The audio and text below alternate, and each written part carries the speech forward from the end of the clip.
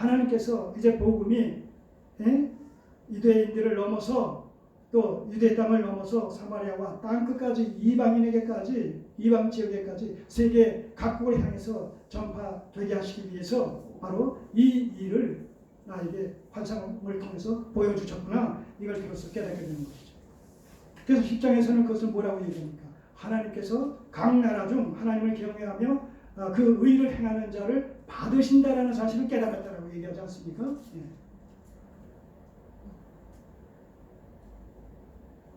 그가 선한 행동을 하기 때문에 받으시는 것이 아니라 바로 그렇게 행동을 하는 것은 하나님의 백성이기 때문에 그렇게 행동을 한다는 것이죠. 그리고 그러기 때문에 또 하나님께서 받으신다. 그런 의미겠죠. 자, 그러니까 마지막 단계는 뭐이지? 그런 사실을 깨닫고 이제는 확신을 가지고 고넬료 가솔들에게 복음을 전하는 거죠. 복음의 내용이 뭐겠어요? 지금까지 우리가 쭉 살펴본 내용에 근거하면 바로 예수 그리스도는 하나님의 아들이요, 예수는 하나님의 아들이요 그리스도다 하는 사실.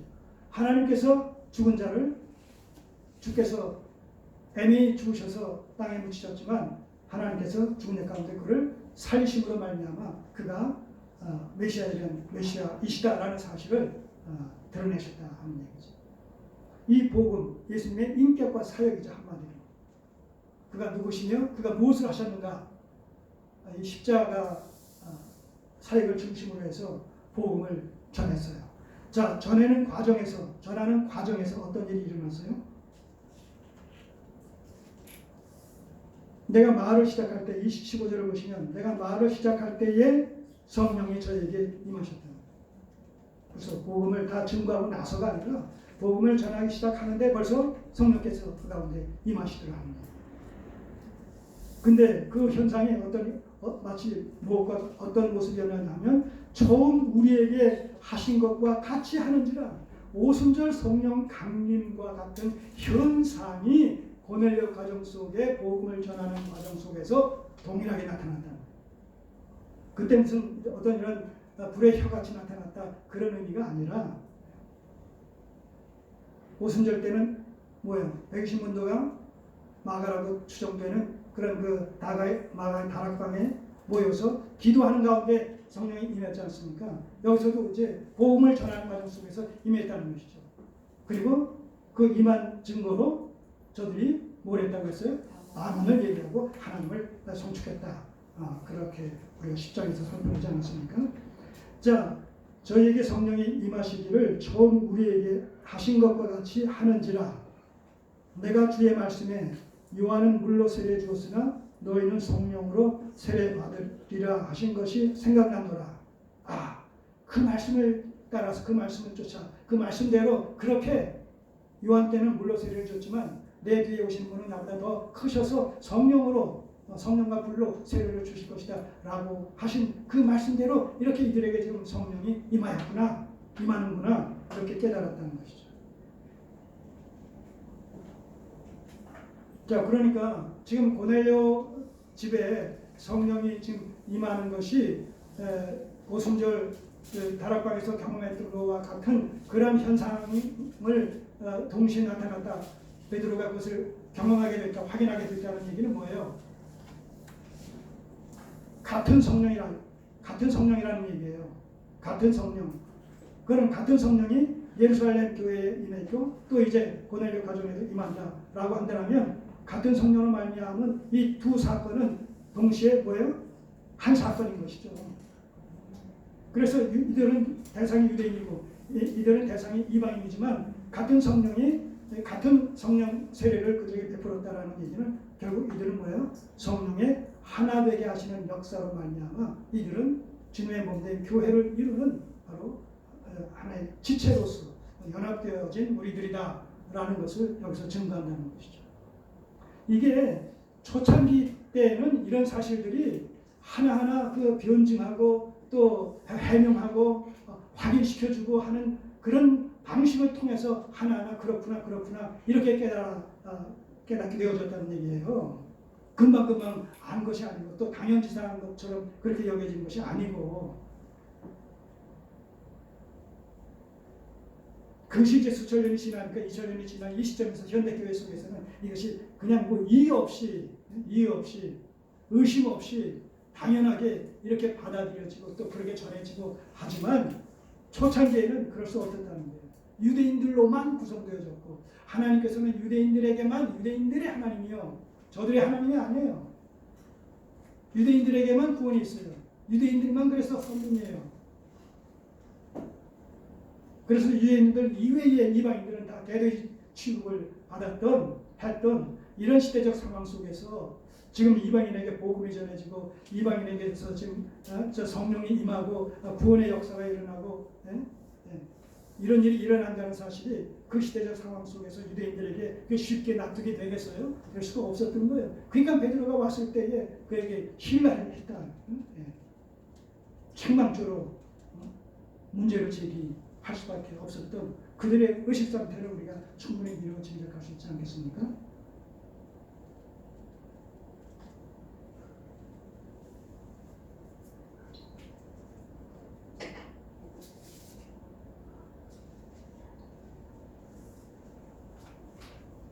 글쎄요, 제가 그 전전 그런 그 노예에 속해 있을 때 글쎄 몇 차례 말씀드렸겠습니다만 그 글 속에 신약 시대의 건물로서의 구약적인 성전 개념은 성전은 실체로 오신 예수 그리스도 안에서 또 교회 공동체로 말미암아 이제 더 이상 유효하지 않다. 건물로서의 성전 개념은 종식됐다. 그리스도로 말미암아 대체됐다. 교회로 말미암아 대체됐다. 때문에 이 시대에 우리가 성전 건축 운운하면서 예배당 건축을 성전 건축이라는 미명하에 구약적인 배경 속에서 온갖 어떤 축복을 수반하는 것으로 그렇게 해서 성전 건축을 종용한다는 것은 그건 시대의 착오적인 발상이다. 이런 제 글을 쓴 것이 있거든요. 그러니까 그 글을 근거 삼아 이제 저를 공격하는 거죠. 근데 직접 공격하는 것이 아니라 그 총회장에게 찾아가서 이 김 목사가 이런 글을 썼는데 그렇다면 총회장님도 지금 잘못하고 있는 것 아닙니까? 이 글에 근거하면 총회장님도 성전 건축이라고 말씀하시지 않습니까? 또 성전 건축을 또 하시지 않았습니까? 그러니까 이 말에 저촉되지 않습니까? 이렇게 이제 우회적으로 접근을 하는 거죠. 이건 총회장 입장에서는 난처하잖아요. 자기가 공격을 받고 있잖아요. 그런 생각이 들잖아요. 그러니까 거기서 좀 의식 있는 사람이라면 맞아, 그게 맞아. 건물로서의 성전 개념은 신약시대에 그리스도 안에서 완성됐기 때문에 더 이상 유효하지 않아. 단지 우리가 습관적으로 관습적으로 그래 왔기 때문에 어떤 그 호불호를 떠나서 또 옳고 그름을 떠나서 습관적으로 전통적으로 그렇게 할 뿐이야. 김 목사의 그 글이 맞아. 이랬으면 또 아무 문제가 없을 텐데 그게 아니라 공격받는 것으로 말미암아서 입장이 난처하게 되다 보니까 그냥 저를 또 미리 불러가지고 김 목사, 지금 아무개 목사가 이렇게 나를 공격해왔는데 어떻게 하면 좋지? 이렇게 어떻게 하면 좋지라고 저한테 물으면 제가 뭐라고 얘기합니까? 정 회장님이 제대로 바르게 응수를 하셔야죠. 제가 그럴 수 없잖아요. 그리고 그 말에 의한 바가 뭐겠어요? 예, 정 회장님 알겠습니다. 제가 저 여기 떠나겠습니다. 그래서 그 노래를 떠나게 됐단 말입니다.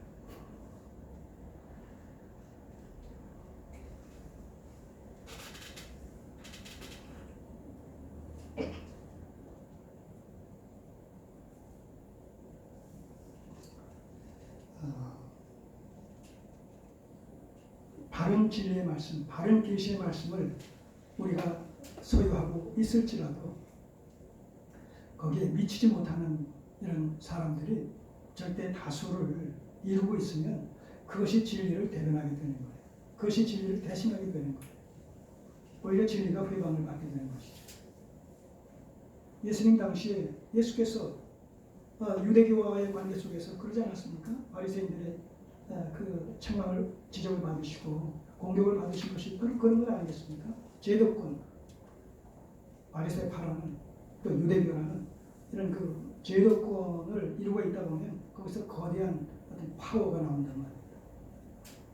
거기에 소수 이런 그 기독교인들이 대항할 수가 없는 것이죠. 대결할 수가 없는 것이죠.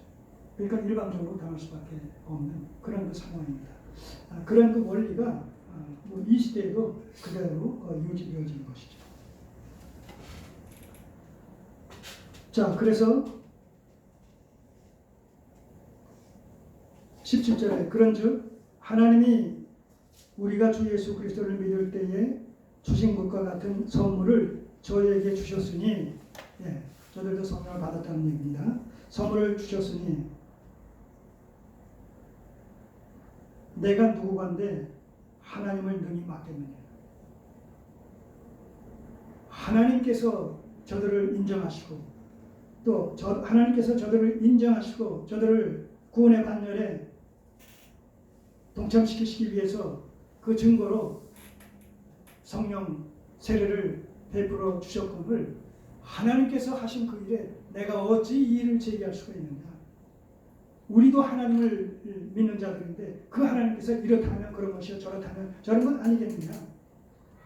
자, 그렇게 베드로가 얘기했을 때 이 강경파 이 할례당들이 할 얘기가 있겠어요, 없겠어요? 있을 수가 없잖아요.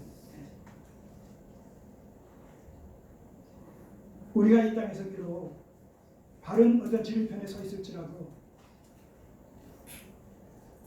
많은 사람들이 왜곡된 이런 그 말씀을 갖고 있음으로 말미암아 비난의 대상이 되어진 것은 칠지라도 하나님께서 심판의 그날에 하나님께서 이들이 옳다, 적은 무리가 이들이 옳다, 많은 무리 너희들이 잘못됐다. 그러면 그것이 사실인 것 아니겠습니까? 거기에 많은 무리들이 아닙니다. 이 많은 사람들이 우리가 소유하고 추구해 나갔던 이것이 이 제기가 옳은 것 아닙니까? 다다익선인데 그렇게 이의를 제기할 수 있겠습니까? 그렇지 않잖아요. 하나님께서 옳다 하면 그것이 옳은 거예요.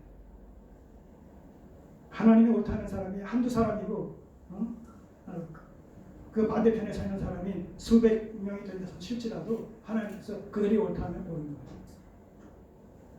12 정탐꾼 가데스 바네아 사건이 순간 기억납니다. 두 사람 대 10사람. 다수결로 하게 되면 누구의 말이 옳아요? 그래서 이스라엘 백성들은 그들의 말을 추종했어요. 그래서 돌아가기를 원했어요. 그러나 누구의 말이 하나님 편에서 봤을 때 누구의 말이 옳습니까? 갈렙과 여호수아의 그 관점이 옳은 관점이란 말이에요. 왜? 그들은 언약 사상의 근거에서 계시 의존 사색신앙관의 관점에서 가나안의 그 상황을 직시하고 통찰하고 해석했기 때문에.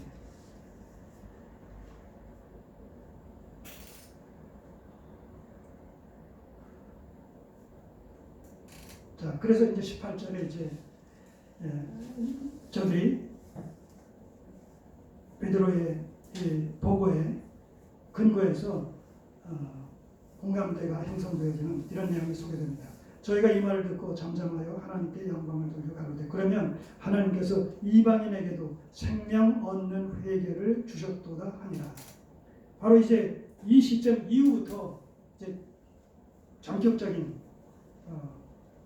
이방 선교가 아주 활성화되어지고 활발하게 전개되어지는 것을 통해서 안디옥 교회가 예루살렘 유대인 중심으로 모여진 예루살렘 교회와 대비해서 이방인들로 구성되어진 안디옥 교회의 출현이 이제 나오게 되는 것이고, 그를 위해서 이제 베드로에서 바울로 주인공이 또 바뀌어지는 이런 그 내용들이 소개가 됩니다.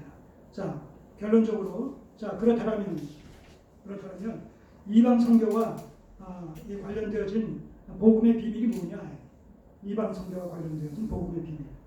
고넬료 사건으로 말미암는 고넬료 사건에 근거한 복음의 비밀이 뭐냐라고 했을 때, 여러분 이 갈라디아서, 에베소서, 빌립보서, 골로새서, 자 이런 것들이 다 뭐예요? 사도행전을 통해서 이방인들에게 복음이 전해진 그 결과로 말미암아 그 이방인 지역에 세워진 이방인 교회들이란 말입니다.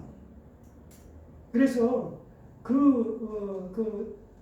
이방인 교회 속에서 지금 전해지는 이런 말씀들, 에베소 교회, 갈라디아 교회, 빌립보 교회, 골로새 교회, 이런 교회에 주신 그 서신서 내용들을 보게 되면 그것이 다 원리적으로 사도행전에서부터 비롯되어지는 거예요.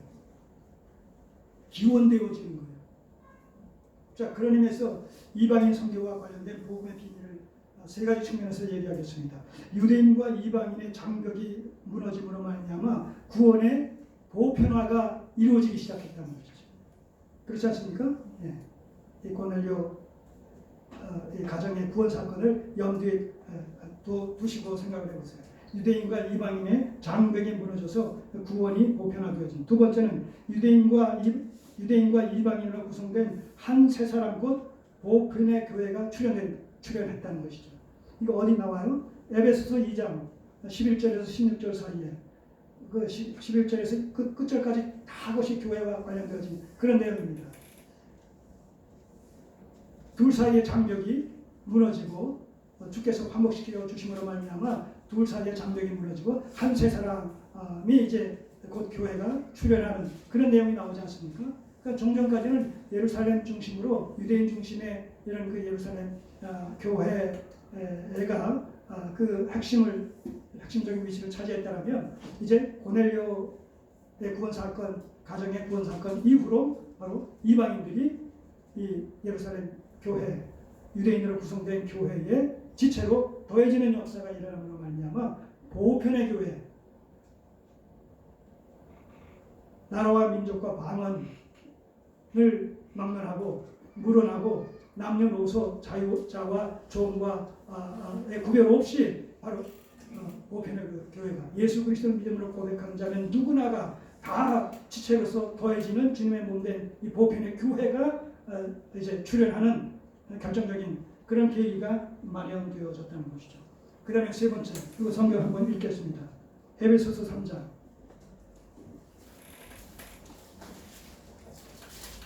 이런 일들이 바로 이 고넬료 사건에 기초해서 그 연장선상에서 발전되어진 그러한 교리 체계들이란 말입니다. 3장 1절 이하를 읽겠습니다. 에베소서 3장 1절 이하. 이러함으로 그리스도 예수의 일로 너희 이방을 위하여 갇힌 자 된 나 바울은 이방인의 사도라는 얘기예요. 너희를 위하여 내게 주신 하나님의 그 은혜의 경륜을 너희가 들었을 터이라.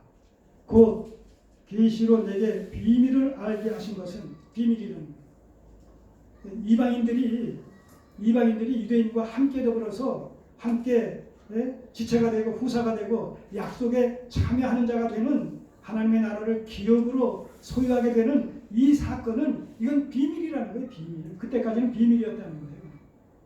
어느 누구도 알 수 없었던 그 계시로 내게 비밀을 알게 하신 것은 내가 이미 대강 기록한 것 같으니 이것을 읽으면 그리스도의 비밀을 내가 깨달은 것을 너희가 알 수 있으리라.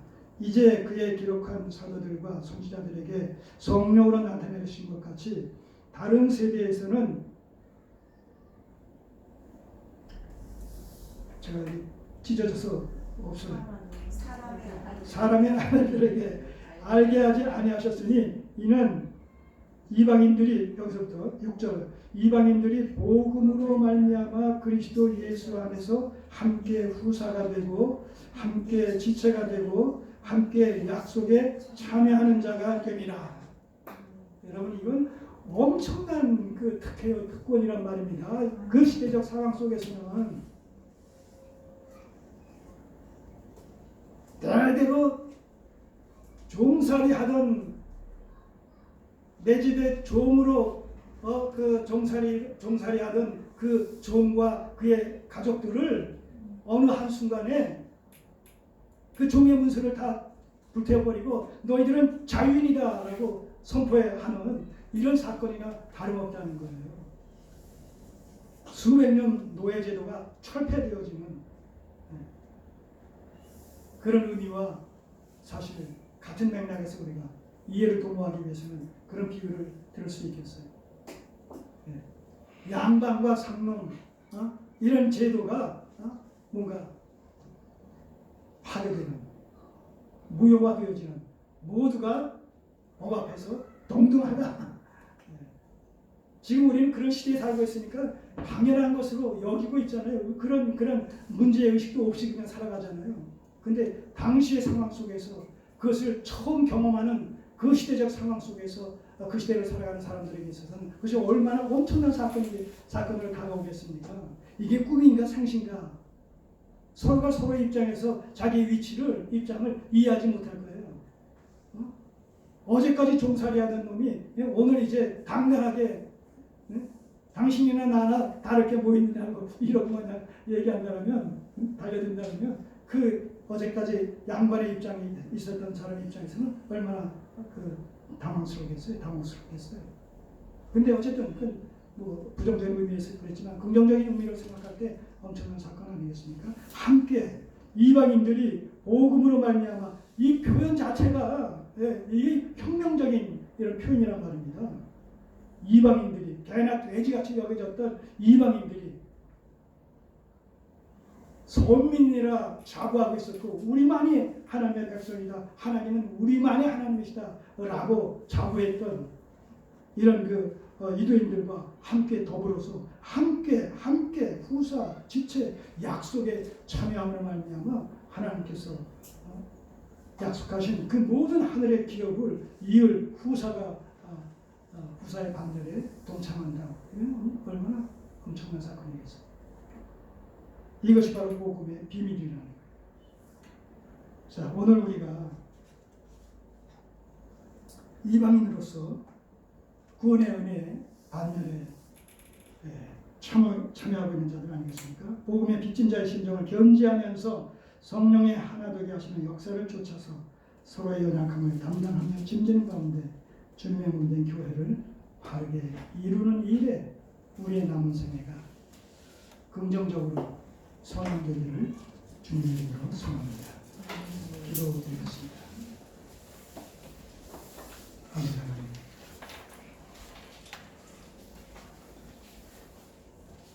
이방인이었던 우리를 복음 안에서 그리스도로 말미암아 함께 후사가 되게 하시고 지체가 되게 하시고 약속의 참여자가 되게 하신 것 감사드립니다. 우리는 지금까지 당연시 여겨졌지만 당시의 상황으로 돌아가 볼 때 이것이 얼마나 엄청난 사건이었는지를 돌아보며 오늘 우리에게 주어진 이 은혜가 얼마나 크고도 놀라운지를 새삼 깨닫게 됩니다. 우리에게 이루어진 이 사실을 계속 우리가 마음에 깊이 간직하면서 우리의 남은 생애를 주님의 몸된 교회를 이루는 일에 서로의 연약함을 담당하며 짐지며 나아갈 수 있도록 성령께서 도와주시옵소서. 아멘. 주께서 기뻐 받으심직한 합당한 교회로 든든히 서갈 수 있도록 진리의 기도와 서로서의 교회적 표상을 구현해 나갈 수 있도록 도와주옵소서. 예수님 이름으로 기도드립니다. 아멘. 일어나셔서